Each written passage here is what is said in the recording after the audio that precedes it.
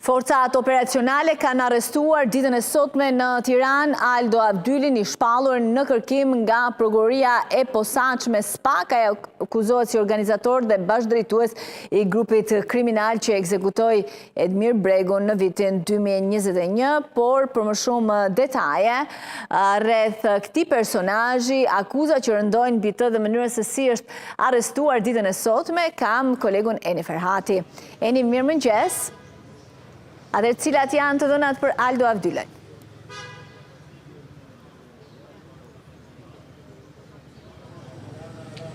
Mirëmëngjes Esmeralda, si që raportoi Euronews Albania edhe më herët, policia e shtetit ka njoftuar pak minuta më parë finalizimin e operacionit të koduar Ghost, ose e thënë ndryshe Fantasma, ku në pranga është vënë 37 vjeçari nga shijaku Aldo Avdyli, i njohur dhe me emrin Elidon, një personazh i cili cilësohet me rrezikshmëri të lartë shoqërore nga ana e policisë, ndërkohë që për të gjykata e posaçme kundër korrupsionit dhe krimit të organizuar kishte caktuar më herët masën e sigurisë arrest me burg në mungesë, pasi Aldo Avdyli dyshohet të jetë organizatori dhe bashkëdrejtuesi i grupit kriminal së bashku me xhaxhain e tij Astrid Avdyli, dhe dyshohet që të jenë përgjegjës për vrasjen e Edmir Bregut për motive akmarrje në vitin 2021 në qytetin e Durrësit. Kujtoj këtu që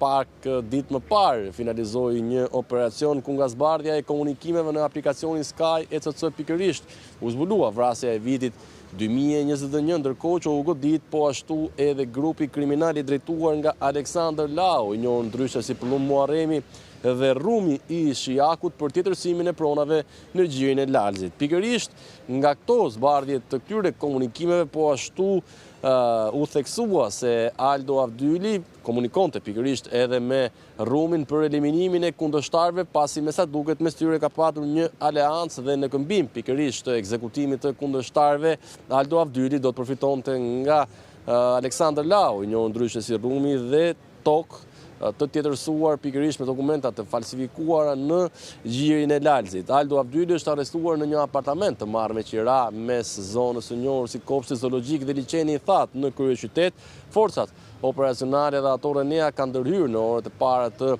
mëngjesit e sotëm, ndërkohë që në rrugë operative, sipas informacioneve, vendodhja e Aldo Avdylit është siguruar nga drejtoria vendore e policisë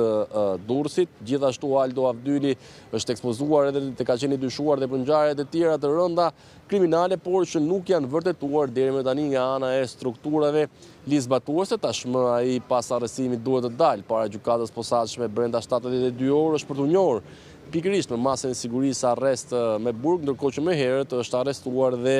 është bërë ekzekutimi i një tjetër masë sigurie dhe për Astrid Avdylin, xhaxhain e tij, i cili mbahet në qeli edhe për dosje të tjera penale të hetuara nga ana e SPAK.